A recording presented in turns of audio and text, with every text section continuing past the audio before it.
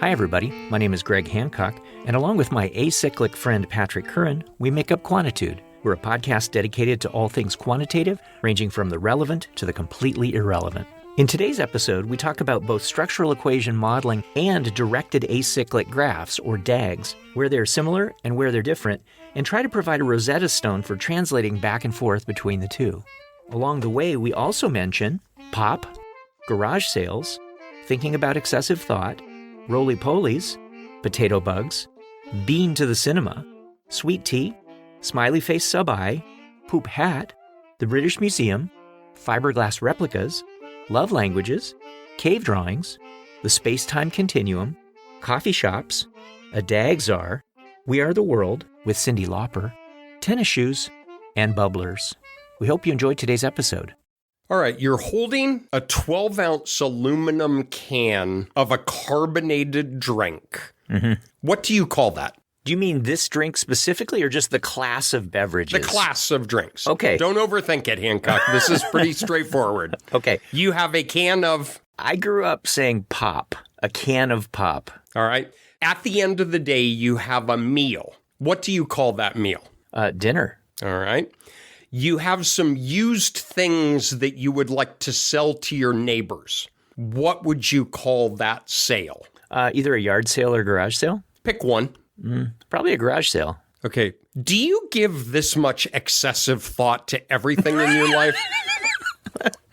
Let me think about that. So this was really fun. One of my kids emailed me a link, and there is a thing on the New York Times webpage, and anybody can go and search for this. It is a 25-item quiz. Now, to be clear, this is not like, are you a Ravenclaw or a Hufflepuff? And while you're filling it out, somebody in a basement is emptying your bank accounts. All right. This is actually pretty cool.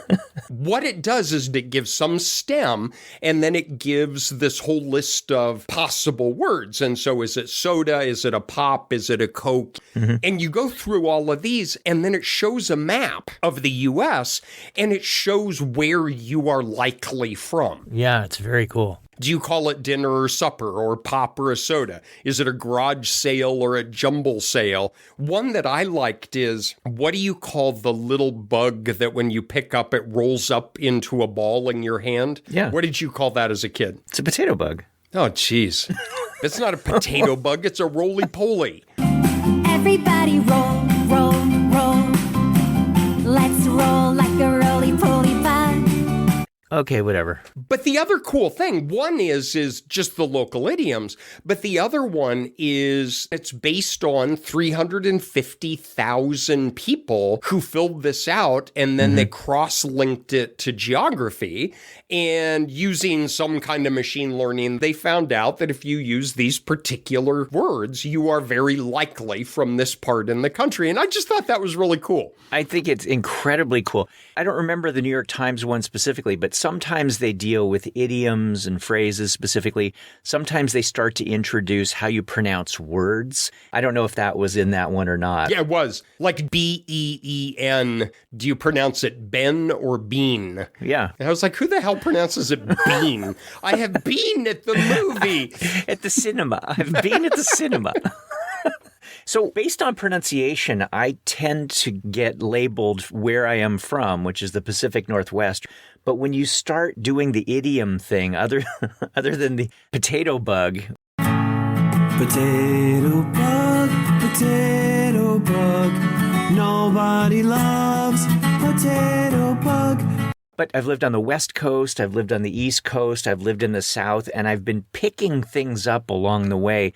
So idioms are getting harder to identify me as a result of all of that. Well, what's funny is they work the opposite as well. So I grew up in Colorado and spent my whole all the way through postdoc on the West Coast. I was in Arizona and California. Mm-hmm. And then I ended up in North Carolina. And I've been here now for 28 years, something like that. I go back to Denver pretty regularly to see my brother and his family. And I will go to a restaurant and they will say, what would you like to order for a drink? And I'll say, I'll have an unsweet tea. And to a person, they will look at me and like, what the hell other kind of tea is there? That's right. But down here, you darn well better say unsweetened tea, because if you say iced tea, you're going to get an 8,000 calorie, 18 ounce drink that was produced at 2,000 degrees to infuse 5 pounds of sugar into a single glass. Oh, honey, if it ain't sweet tea, it ain't tea. But you get these a lot when you go to college, as I had a roommate when I was a freshman, and at one point he said, hey, let's go get a pie. What? I was like, where the hell are you going to buy a pie? Oh, I mean, they're all over here. Let's go get it. Long story short, he wanted a pizza. But he was from New York, and so he was like, let's go split a pie. Wow. And I was like, dude, okay. When the moon hits your eye like a big pizza pie, that's amore. And this happens in quant all the freaking time. We have a cottage industry of taking one pretty well-defined thing and referring to it by 8 different names. We do. And the funny thing is that sometimes the different words that you refer to something by give away whether you were raised in a capital S statistics tradition or an epidemiological tradition or a psychology tradition, right? We have our own language systems for these different things. And it's interesting, but it is maddening if you're trying to learn stuff. And part of it is maddening where it's exactly the same thing. We just take something that you know really, really well and we just rename it. So it's not an independent variable, it's an exogenous variable. It's not a dependent variable, it's an endogenous variable. It's not a residual, it's a disturbance, right? We're just screwing with you at that point. And when we're teaching our classes, the frustration is obvious in the students, right? When you're taking perfectly good words that meant things in their regular lives and you're perverting them to try to mean statistical things. And then God knows we do it with symbols, right? How many different things do we have that just get the symbol P, right? It's a P value, it's P for a path, it's P for the number of variables in a model. Bauer and I taught a class once and we literally ran out of Greek symbols. We were burning the midnight oil to get the slides finished, and I got them from Bauer. And for the linear prediction, he used a smiley face.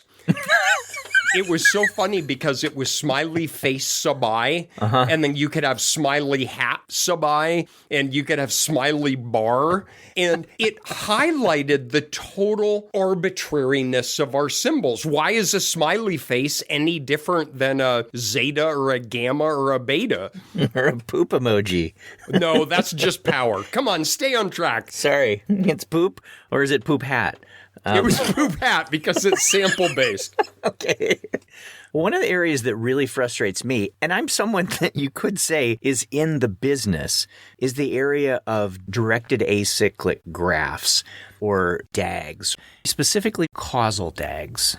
And one of the things that frustrates me about it so much is that I was raised, and you were raised, in this tradition of structural equation modeling, right? And there's so much that's going on in this other world, this DAGs world, and it's hard to tell sometimes whether or not it's different stuff or the same stuff with different names. It can be kind of hard to cut through. Yeah. And the two fields often don't talk to one another. Yeah. They're parallel lines of developments and applications. And my 2-bit opinion is there's some bit of suspicion looking at the neighbor over the fence. That's not how I'd mow my lawn. You know what I've always wanted is the Rosetta Stone. Have you ever had a chance to see the Rosetta Stone? I absolutely have. Being an Egyptian artifact, you two were in London. Where else would you go to see Egyptian artifacts? Exactly. Yeah. I feel like the English get a bad rap for the Rosetta Stone because it is one of the most important pieces of Egyptian heritage that is in the British Museum and has been in the British Museum for something like 220 years. But they get a really bad rap because the English did not take it from the Egyptians. The French took it from the Egyptians, and the English took it from the French. Yeah. And in credit to the English, they did give Egypt a fiberglass replica And they did not have to do that. Are we cool now, Egypt? Are we cool? But the Rosetta Stone is really quite remarkable.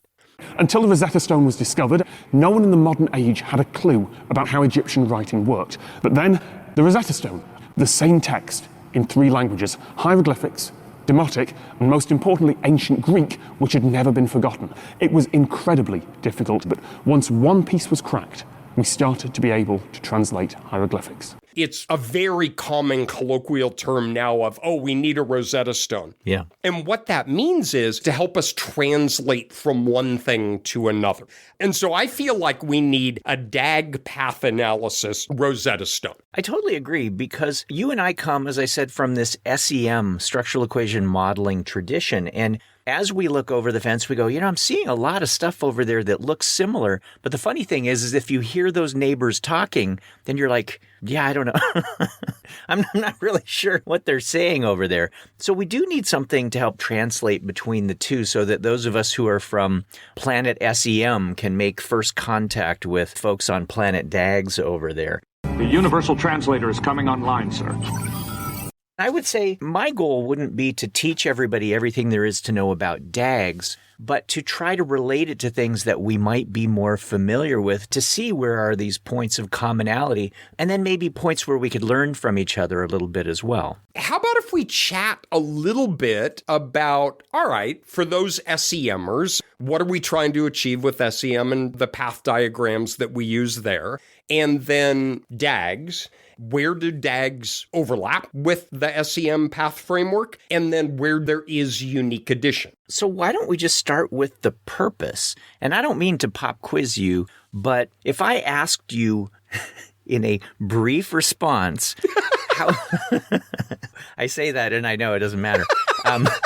If you could explain briefly, what is the purpose of structural equation modeling? Why do we do it? You know what? I'm going to aspire to say it in one sentence. Ooh. I think the purpose of SEM is to make a specific statistical statement about a hypothesized causal process that allows us to compare the moment structure that is implied by our model with the moment structure that was observed in our data.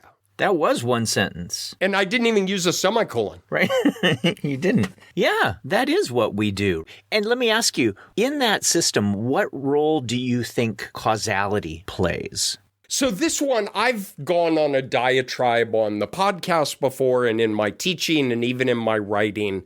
I strongly believe that if you put a single-headed arrow from one variable pointing to another variable, that you are representing a causal statement. We have been shamed into saying is associated with, is predictive of, accounts for variability, has a linear association. But that if you have X and a single-headed arrow to Y, you are making a statement that X in part causes Y. I totally agree. It is a system that represents your causal beliefs. Just freaking own it. When we move over to DAGs, where DAGs stands for, again, directed acyclic graphs, one thing I will say to start, DAGs aren't really an analytic technique per se. I like to think of DAGs as something you could just do in a coffee shop, quite honestly. And I don't mean that to denigrate it in any way. I think DAGs represent the hard thinking that you're going to do. You are representing causal links among a variety of things. They're almost always measured things, and we can say more about that in just a little bit. But you are articulating every relevant aspect of your theory. Now, you could say, well, that's exactly what we did in structural equation modeling. And I would say, yes, that is what we do. Except here, we're not making any parametric statement. In structural equation modeling, we tend to live and die on the linear approximation. And in a DAG, it doesn't care what the nature of the relation is. It's non-parametric. These two variables over here might be categorical. This one over here might be ordinal. This one over here could be continuous. You are really just representing the probabilistic relations that these things have around your causal beliefs about what influences what. And that's a really good point, that we're not limited to linear. We're not making a statement in these predefined expectations kind of ways.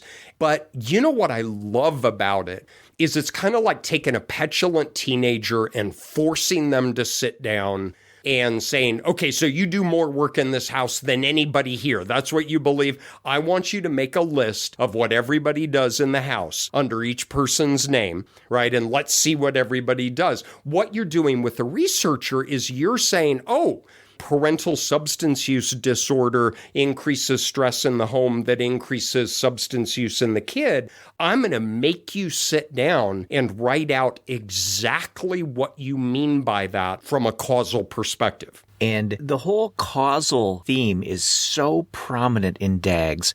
And again, I don't want to say that it's not in SEM, but in SEM, we do place a large emphasis on the functioning of the system as a whole. That's where those moments come from. The variances, the covariances, and the means is all of this system as a whole. In DAGs, you want to make sure that you have every relevant variable in this system. But in the end, you're often interested in the relations of specific variables that are part of that system. So you might have among all of these variables that occur, one variable that you would consider an exposure to something, and you might have another variable that you consider to be some particular outcome.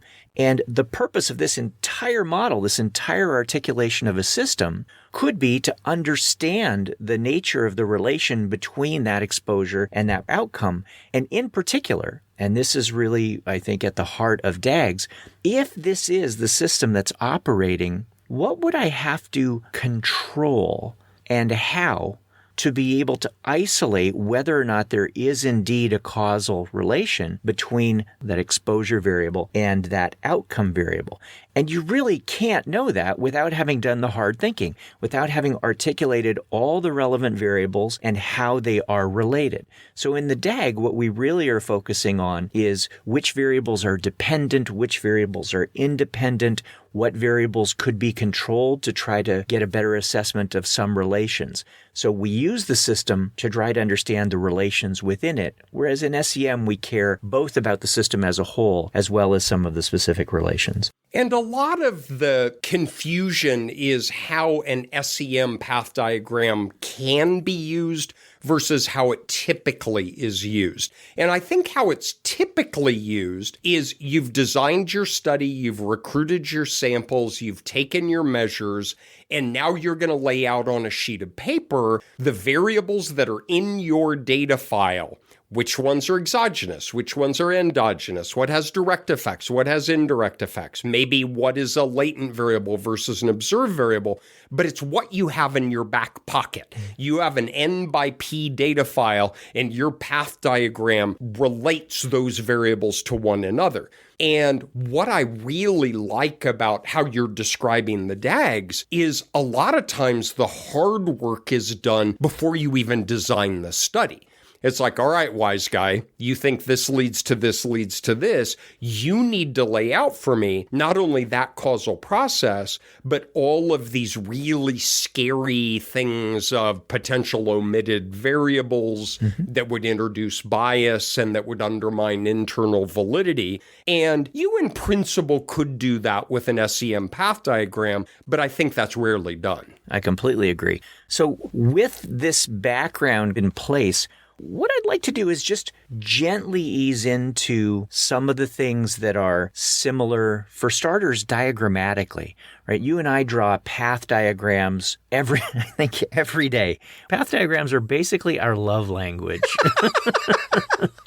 And there are diagrams that are used in DAGs as well. And there's a lot of similarity, right? If you had these two tribes of cave people, and one of those tribes did only SEM and the other tribe did DAGs, they would kind of look over at each other and they would see that they both have cave drawings going on there. And there would be a lot of similarity. So let me just ask you some very obvious things in our world about SEM, and then we're going to contrast it with what goes on in the DAGs world. So when you are drawing a picture, what are boxes? What are circles? What's the convention for those in our typical SEM world? A square or a rectangle almost always represents a measured variable. And what that means is something that you have in your data file. If you have a measure of stress, you have a column of numerical values of stress. A circle is something you believe to exist, but you didn't directly measure it. So maybe you have depression as a circle, but you did not directly measure that. You need to infer its existence. We refer to that as a latent variable. The observed variables we often refer to as a manifest variable. So a rectangle is going to be an observed manifest variable. A circle is going to be an unobserved latent variable. Perfect. Full marks. When I get to DAGs, my view of DAGs is that it is far less settled yet into conventions like that.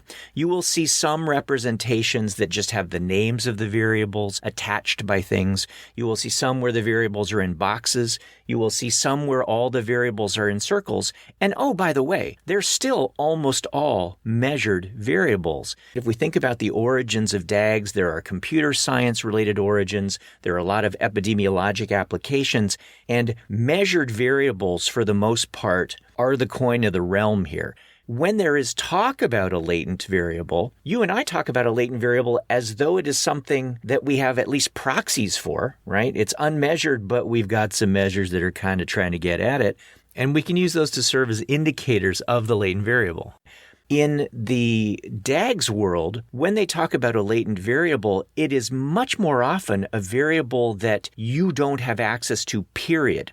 Like, we believe that SES is really important. We just don't have SES here.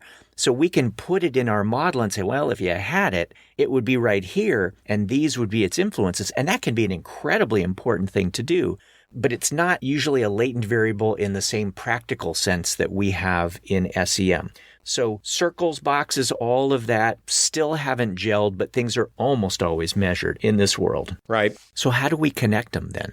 In our SEM world, we use what we call arrows. We have single-headed arrows and double-headed arrows. What do those both mean to you? So a single-headed arrow is a directed path, a deterministic path, a causal path. A double-headed arrow is sometimes called an unstructured or an unanalyzed relation. I don't like those. It's just a covariance. Mm-hmm. What we're doing is we're not making as strong a statement about the relation between two variables.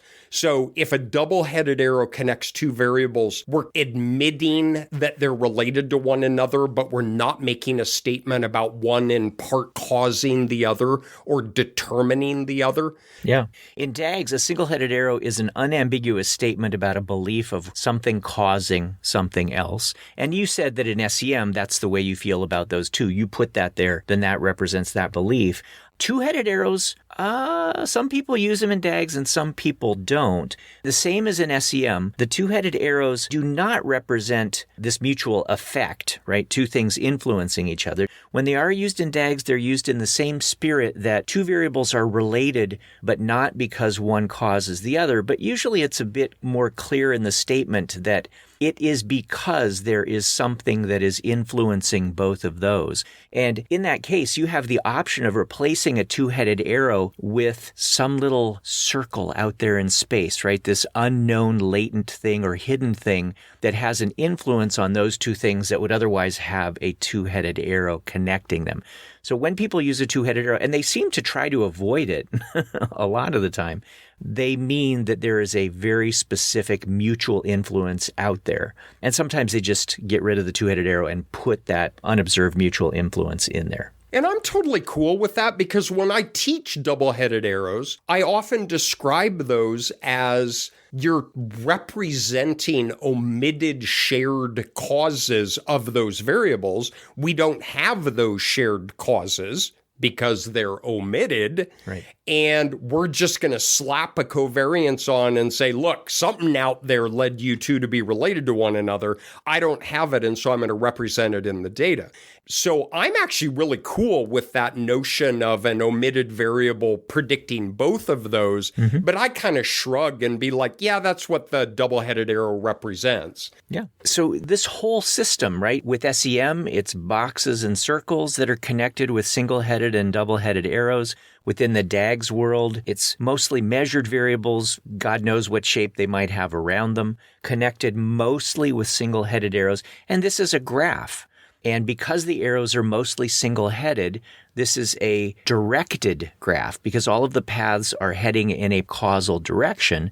So its middle name, we've got directed and we've got graph. The middle name then is acyclic, and acyclic is something that we think about in the structural equation modeling world as well.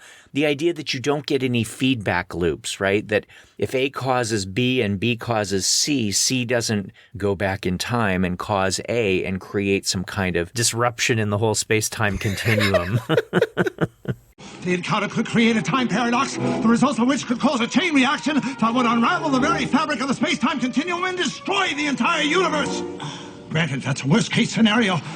So these graphs are directed acyclic graphs. Now, just a sec. For acyclic, I need to go to my Rosetta Stone. There you go. I'm going to read acyclic. Now I'm going to go down to the bottom and I'm going to say, oh, precisely that same thing is called recursive. Wait. Remember, it's always opposite of what you think. Okay, so... Dude, stay with it. Yeah, okay. I know. This is staying in post-processing because this is how freaking hard this is. It is hard. All right, acyclic means there are not feedback loops. In the SEM, that's called recursive. Now, why it's so confusing is you would think, well, doesn't recursive like repeat and go back on itself? But it's not referring to the path diagram, is you solve the equations by recursion. If you have a non-recursive path model, that does have some kind of bidirectionality or feedback loop. And this is another reason why people hate us. That's right. So the take-home message is, score 1 for DAGs. Okay, so are we keeping score? All right, so DAGs 1, path analysis 0. Yeah. In fact, to the point where I think I would like to use the word acyclic in my SEM class because I think it's far, far less confusing. I agree. Now, it's actually DAGs and SEM are tied. It's 1-to-1. Okay. Because you rambled on about, well, some people use it and some people don't. Right. And then the circle, well, some people use it and some people don't. All right, SEM path diagrams may be limited, but at least we all use them in the same limited way. Absolutely true, right. And the way I like to think about that is that if you visited Planet DAG and you visited Planet SEM has just been around longer. It has had more time to argue and gel around linguistic and diagrammatic conventions. And DAGs, people are still sort of fighting about that kind of stuff. Maybe not actively, but there hasn't been some great coming together yet. They're just at a different place in their evolution. And that's understandable, but it's also frustrating as hell. And the place where it is the most frustrating really is when we start to get into all the terminology. So in SEM, we call a variable, we might call it a manifest variable, observed variable, whatever you want to call it, it's a freaking variable. In DAGs, a lot of times they don't use the word variable. Why not? I don't know why. What do they call it instead? Let's check the old Rosetta Stone here. A node or a vertex. Or an object. I mean, what? So different papers in the same field will refer to different things, and that's one of the first things you have to get used to. My brain is used to variable, and then I see vertex, and I'm like, wait, what? Vertex? So node, vertex, or object. And we connect those in our path analytic world with arrows or paths, right? We call those paths, but no. In DAGs, we don't call them paths. In fact, don't call them paths because paths means something else. We call them Rosetta Stone. We call them edges or arcs or links, right? So we have nodes or vertices or objects connected by edges, arcs, or links. Is that clear so far? Everybody got it? You got that? Because there's going to be a quiz at the end. And keep in mind, an arc can be straight. It can. It makes total sense. All right. So I said you don't want to call a path in the DAG world. And the reason is that a path in the DAG world is really a sequence of these edges, a sequence of these adjacent edges as you go from variable to variable or from node to node. And in the path analytic or the structural equation modeling world, I often will refer to that as a trace. But in the DAG world, that is referred to as a path. And that path could be directed, meaning that you go across arrows that are all heading in the same direction, sometimes also called a front door path. Why? Because we need another name for something. Or if you are going from one variable to another and your arrows go in different directions, then we could call that an undirected path. Now, in structural equation modeling, we are very careful about how we go from one variable to another, and we have these rules that guide us. In DAGs, you pretty much put your finger on one variable here and put your finger on one variable over there, and you just find any old way you can drive down the streets to get from one place to the other. It doesn't matter if you're going the right way, the wrong way down the streets. Like my grandpa before we had to take away his car keys. That is a path. That sequence of what we will call adjacent edges is a path. And within the SEM path analysis framework, those rules actually are parallel to covariance algebra. Yes. So if we want to reproduce a covariance between one variable with another variable, and we follow these very strict rules about all the ways that we can get from one to the other, and then we add those all together, that is literally the same value you would get if you did the covariance algebra at the level of the equations. Yeah. And, at first it seemed really silly to me in the DAGs world about why am I going to draw out this path, to use that terminology, trace in my world, when this variable can't get to that variable, right? And that's me filtering things with my Sewell-Wright path tracing rules.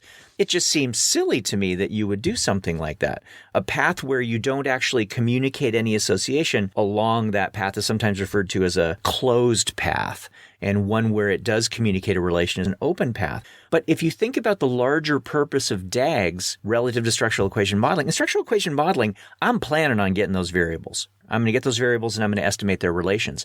In DAGs, when I get the whole map laid out, it's actually going to inform what variables I really need to get, but also possibly which ones I don't need to get. And of the ones that I need to get to make the claims that I want, these kinds of paths that connect things by whatever way we would connect them are going to give us a sense of what variables we need to control for along the way, however we control things, and what variables we absolutely shouldn't control for along the way. So this idea of articulating all possible connections, legal in our SEM world or not legal, is really at the core of what you ultimately want to do within DAGs. And I like it, actually. That can in turn inform sample design. Oh, yeah. If you look at these confounding variables, potential confounders, something, I'll go ahead and beat you to it, colliders, and we can talk about that. When you start to lay these things out, right, you could say, oh, wow, all right, when I really put my thinking cap on and I lay out all the possible ways that this could unfold in a causal way, if I were to sample from this particular source of subjects, say, I don't know, you're doing epidemiological work and sampling from a hospital, right? And you go into the hospital and you find different reasons why people are there, and then you track them over time. Well, your DAG may represent that if you do that at the hospital level, that will give you a biased sample in being able to make the inferences that you want to make from a causal perspective.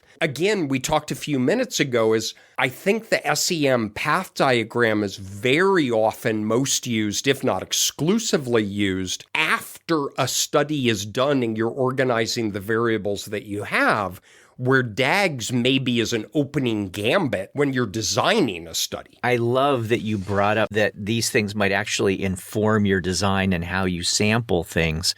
You know, one way to think about these directed acyclic graphs is that there are lots of little patterns of relations that occur. You mentioned a collider one. A collider relation is where you have two variables both causally going into a third. And so if you think about it from the arrow's perspective, those arrows are colliding at that variable. Did we need a special name for that? I mean, okay. And if we're not happy with collider, then by God, we could call it an inverted fork, and I'm sure there are 18 other things that it could be called also. But your point is a really important one, that if we have one of those collider kinds of systems in our model, if we were to sample, strangely on that collider, like only choose sick people, if that's the collider variable, some measure of health, then that has implications for relations elsewhere in our model. And that's really at the core of why we're doing this.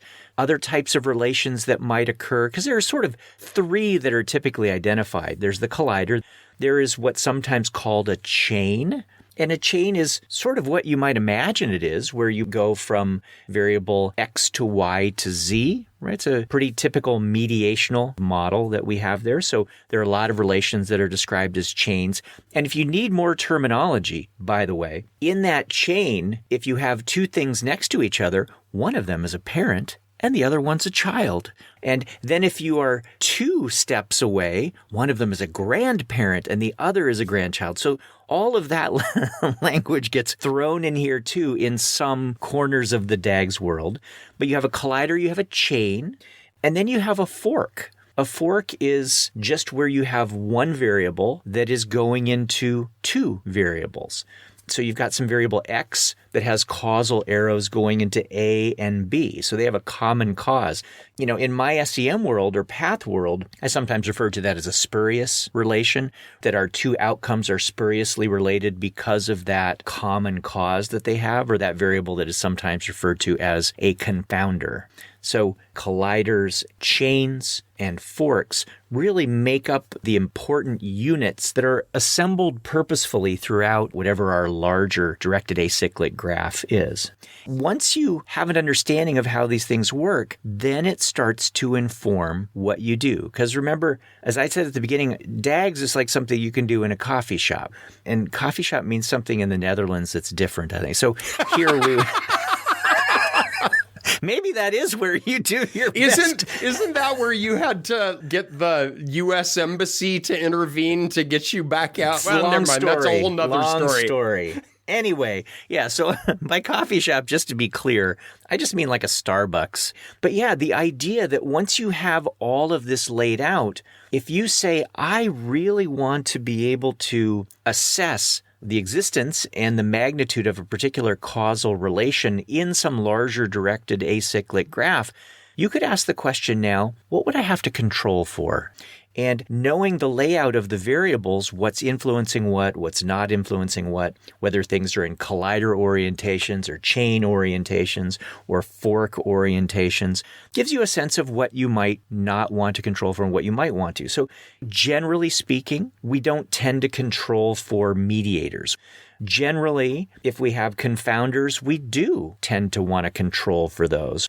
Colliders, we generally don't want to control for those for the reasons that you said, because that starts to induce relations that could be mistaken as causal. Now, when I put on my SEM hat and I think of control in a very linear kind of way, in a very statistical way, right? Oh, just have it as a covariate in your model, whatever that means. But there is control by stratification, right? If there's a variable that I want to control for, I could go ahead and look at relations within the subgroups on that, and I am controlling for that. I could do it by design. I could just sample from one portion of a variable, and that could exact a particular type of control. Or I could build in some kind of statistical control like you and I are accustomed to. So again, while I'm sitting in that coffee shop laying out my model, it's also telling me, okay, I need to control for this. I better make sure I don't control for that. And then how would I do that? All of that is done sitting back there in the corner in the coffee shop, which is very cool. Again, what I love is that forward-looking view of how do I want to measure these? How do I want to sample? How do I want to represent this? Because we have an episode on control variables. Yep. And I think I spent the better part of it telling a single story about drag racing. And then we talked about statistics for like 3 minutes. It was a great story. It was a great story. But I really feel like in the social sciences that we imbue some magical quality to statistical control, and a magical quality that is often not deserved. And what I mean is, how many defenses have you been on? How many manuscripts have you read where there is heterogeneity in the sample as a function of race, of socioeconomic status, and of biological sex, but you control for those, and I'm using air quotes, as a covariate, and then the author will say, all sex, race, and socioeconomic differences were removed, and this is what is left over in the relation between X and Y. Mm-hmm. Well, maybe, right? As you can't just say we have estimated and removed all individual differences except for this one tiny thing we're looking at.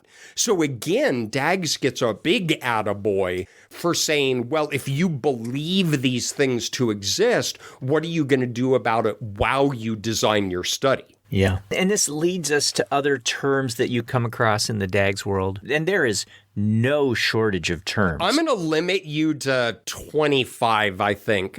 I've not had an exact count. I think you're about 12 or 13. Okay. I'm going to give you're at the halfway point for jargon. Okay. So people talk a lot about D-separation in DAGs. It's the letter D. I don't mean like DE separation. I was going to let you run this one and see, because the D separation kind of seems like attachment. Hey, we're D-separating. We're getting back together. But D as in the letter separation. Thank you. Yes, right. So the funny thing is, with regard to this thing called D-separation, the idea of it is not really a hard one. It appears to be harder to find out the meaning of the letter D. I have read that it stands for direct separation, directed separation, directional separation, and dependence separation. Probably the most common one is directed separation, but this just goes along with the ideas that we have already been talking about. If you think about two variables anywhere in your model, what are all the things that you would have to control in your model for those to be independent? And once you have controlled for those things, and you will hear terms like blocking on this or conditioning on that, all of that are just ways of talking about control of things. Then if you control for things in your model, and indeed those things come out to be independent, you have separated them. They are now conditionally independent or de-separated. But yeah, there are more terms, right? There's conditioning on colliders, there's backdoor paths and front door paths and married and unmarried vertices and amoral graphs, which, by the way, can be moralized by marrying vertices. There's the faithfulness assumption. So many different terms for things that I think one of the take-home messages we want folks to have for this episode is to just sort of roll with it, right? Yes, there are a lot of terms, but they pretty much always mean things that you understand. You just have to get used to that other vocabulary. It's like if I went to Colorado, I would have to learn, what are those little bugs called in Colorado? Everyone calls them roly-polies. Let's roll like a roly-poly bug. Everybody roll, roll, roll. Okay. Yeah, I'm sure if we go to Linnaeus's taxonomy, it says roly-poly for... Oh, unlike potato bug? What aspect of that represents a potato? Bugus potatus, I'm sure is... You just can't win, potato bug. You know what I would love to see is for Biden to appoint a DAGs Czar. Right? Is we've got like a drug czar and we've got an education czar. We need a DAGs Czar to impanel a summit. Where there is a meeting of all the DAG tribes and we agree on a set of terminology, a set of diagramming features, so that this really important work can be more homogenized and more widely used. Because if you read 3 different papers, you may have real trouble integrating what's being said because of these differences in terminology and in diagramming form. Now, SEM and path analysis is guilty of that as well. It's just as you said, it's been a century since Sewell Wright was fondling guinea pigs, and we've had a lot of time to iron out the wrinkles, and I think we need that same thing here, so that if you read 3 papers, everybody is using exactly the same rules of engagement. Yeah, and I would like that czar to invite some of the structural equation modelers too, not to tell the DAGs people how to do it at all, but to try to see if there's some way that we can agree upon something that transcends the current DAG tribe, but that is much more broad, because I think we have a lot to learn from each other. All right, folks, in post-processing, I cut out. Greg just burst into singing We Are the World.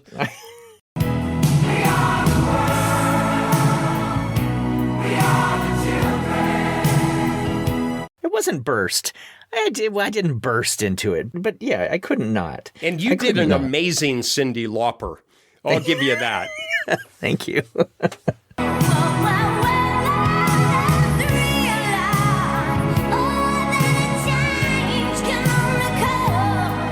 All right, so I got a question for you.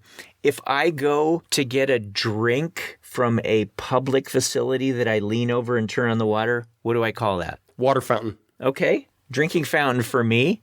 Some people apparently call it a bubbler. Have you heard that? No. Okay. Who would call it a bubbler? Probably those potato bug people. All right. We want potato bugs! We want potato bugs! We want potato bugs! And the things that you wear on your feet when you go running, what do you call those? Running shoes. Okay. We call them tennis shoes where I'm from. Really? Are you playing tennis? Nope, because not that's at all. really, really weird. Not at all. Tennis shoes. Some people call them sneakers. Do you ever call them sneakers? Yeah, when I was 6. Okay. My people never, ever called them sneakers.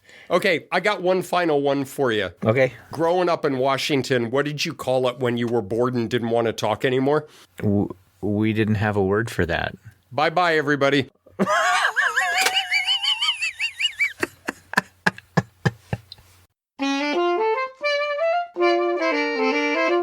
Thank you so much for listening. You can subscribe to Quantitude on Apple, Spotify, Google, or 100 other platforms you've never heard of, and please leave us a review. You can also follow us on Twitter X. We are at QuantitudePod.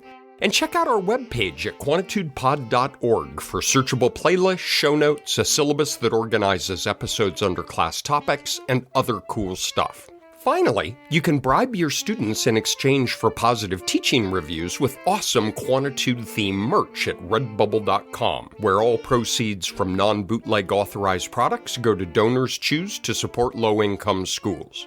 You have been listening to Quantitude, a worthless fiberglass replica of an actual podcast currently on display in the British Museum. Quantitude is proud to announce the Quantitude Rosetta Stone for the journal review process. Since Sir Isaac Newton submitted his first draft of Principia for publication, authors, reviewers, and editors have struggled to understand one another. The Quantitude Rosetta Stone now makes this possible. For example, when an author writes, the results can be generalized to a population similar in characteristics to the sample studied here, the reviewer now knows this means we used a highly non-representative sample that's probably pretty useless. Similarly, when an author writes, all of our measures met or exceeded the widely used cutoff of 0.625 for acceptable reliability, the reviewer now knows this means our lowest reliability value was 0.625. However, the Quantitude Rosetta Stone can also back-translate. For example, when a reviewer writes, although the introduction is cast as a comprehensive review of the existing literature, a significant body of highly relevant work has clearly been omitted here. The author now knows that they better hold a lab meeting to try to guess who the reviewer is so they can cite their work. Similarly, when a reviewer says, although intriguing, it is not clear precisely how this work meaningfully moves beyond existing knowledge in this area, the author now knows that the reviewer didn't actually read the manuscript. And when an editor writes, although intriguing, the focus of this work does not correspond well to the priorities of the journal, both the author and the reviewer know the editor didn't actually read the manuscript.